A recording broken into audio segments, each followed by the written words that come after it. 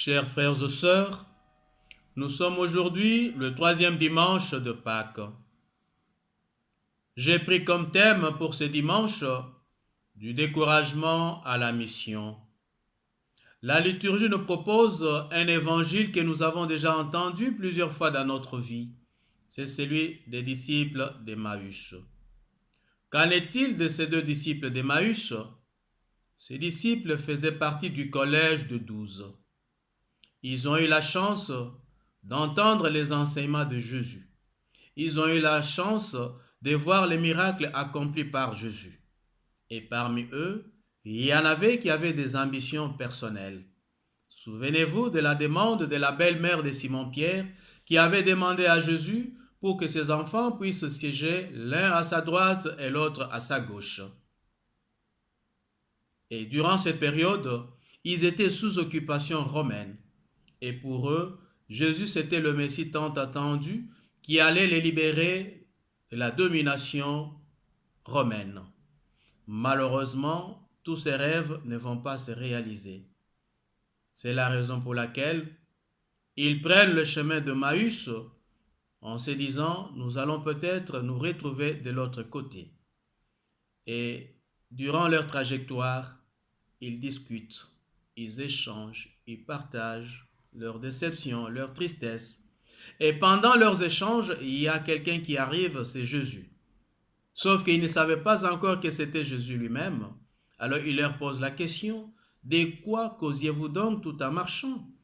Ils disent, mais bien, tu es le seul à ignorer ce qui s'est passé à Jérusalem. Et lui, il joue à l'ignorant. Il leur demande, qu'est-ce qui s'est passé au juste à Jérusalem? Et les disciples lui disent, mais cet homme qui était un prophète puissant, par ses paroles et par ses actes, nos chefs l'ont tué et il n'est plus. Et nous, nous espérions qu'il serait le libérateur d'Israël. Et en marchant avec lui, ils vont lui rapporter le témoignage qu'ils avaient reçu de la part des femmes qui ont été au tombeau et qui avaient trouvé que le tombeau était vide. Chemin faisant, le soir arrive, ils se retrouvent autour d'une même table.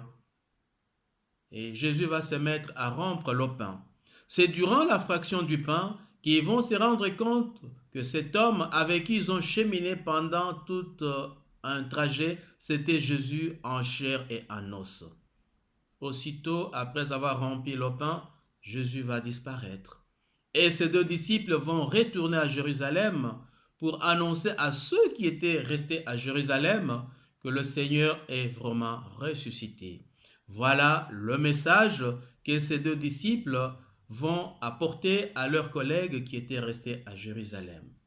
Mes chers bien-aimés, nous pouvons nous dire que Emmaüs symbolise le découragement, la désespérance. Nous avons suivi comment les disciples parlent de l'espérance au passé. Nous espérions. Et quand on parle de l'espérance au passé, cela ça montre le degré du découragement et de la désespérance qui se passe chez quelqu'un. Et les disciples étaient dans cet état de désespérance. Ils étaient dans la tristesse. Ils étaient dépassés par ce qui était arrivé.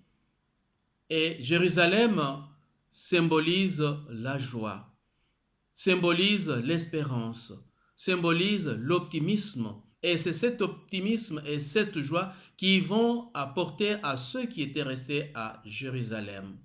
Mes chers frères et sœurs, notre situation actuelle peut être comparée aussi au chemin d'Emmaüs.